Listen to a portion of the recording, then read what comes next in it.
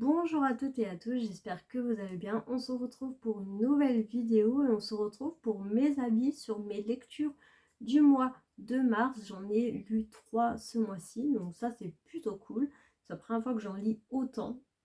Voilà, donc c'est parti, je me munis de mon petit carnet de lecture pour vous en dire un peu plus. Alors, en premier temps, du coup, j'ai lu Le contraire de John Green qui était... que j'ai acheté dans la bourse aux livres.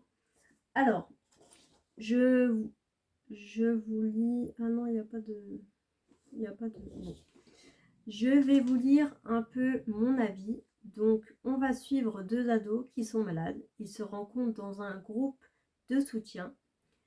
Il va naître une histoire d'amour. On va suivre leur histoire d'amour. Ils vont se battre contre le cancer à deux. L'histoire est très fluide à lire, agréable. Alors, le négatif, j'enlève donc une étoile. Pourquoi? Parce qu'en fait, il y a des coquilles. Alors, des coquilles, en fait, c'est des mots manquants où les lettres sont pas très bien lisibles. Donc, je trouve ça dommage parce qu'en plus, je crois que c'est pas un livre de poche, c'est vraiment le gros livre. On parle de deuil, c'est vraiment touchant, émouvant, c'est une belle histoire et le pire c'est que c'est une histoire vraie, voilà. Et c'est drôle à la fois aussi, il y a une petite touche d'humour que j'aime beaucoup.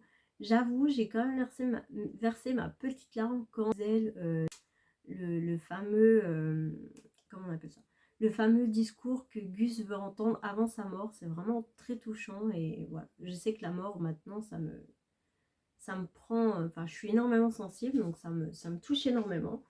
Je mets 4 étoiles sur 5 juste à cause des coquilles. Je trouve ça, je vais essayer de vous montrer ça si j'en trouve.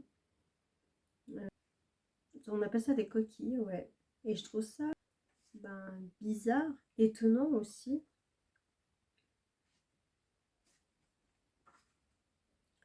Il me semble que c'est vers la fin.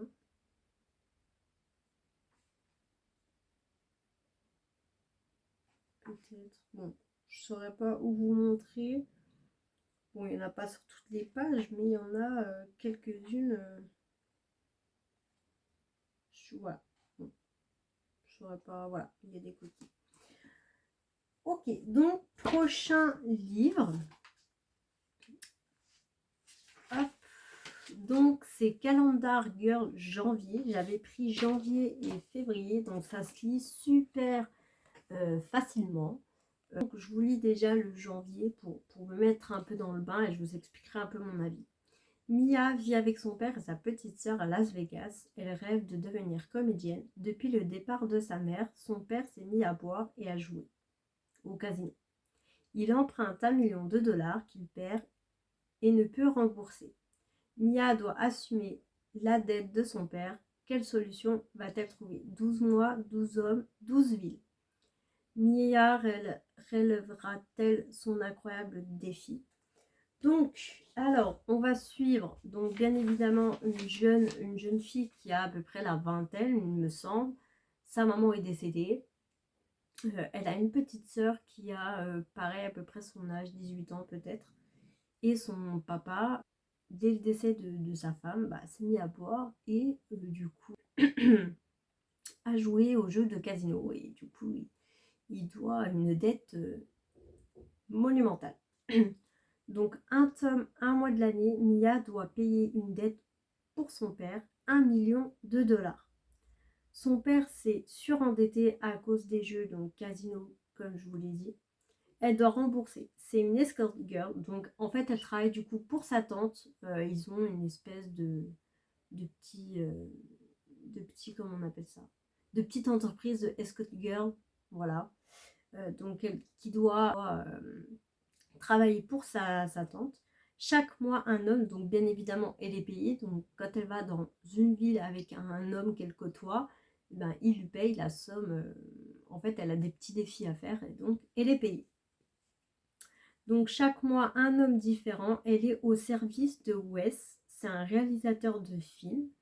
Il est très très riche. Très beau aussi. Enfin voilà. Leur objectif, pas tomber amoureux.